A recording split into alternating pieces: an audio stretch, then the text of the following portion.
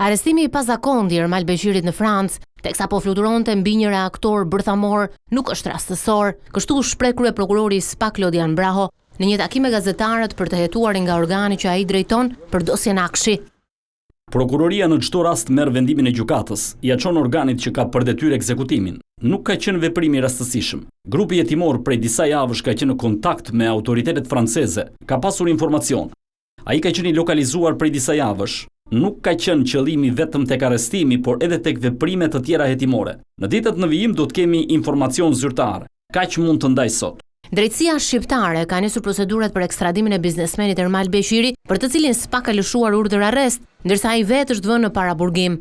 Nëse jepet pëlqimi nga shteti francez, kthimi në atë do të finalizohet brenda pak ditësh. I pyetur për pasuritë e Ermal Beqirit në Francë, drejtuesi i SPA Klodian Braho tha se prokuroria e posaçme ka kërkuar më herët sekuestrimin e tyre.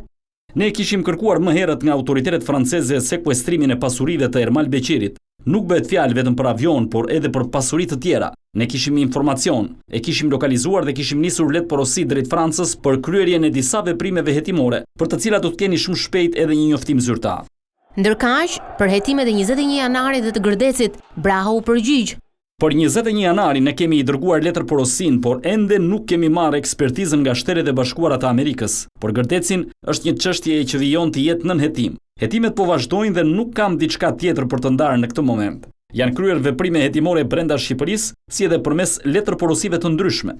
Çështja vazhdon të trajtohet dhe hetimet janë ende në zhvillim.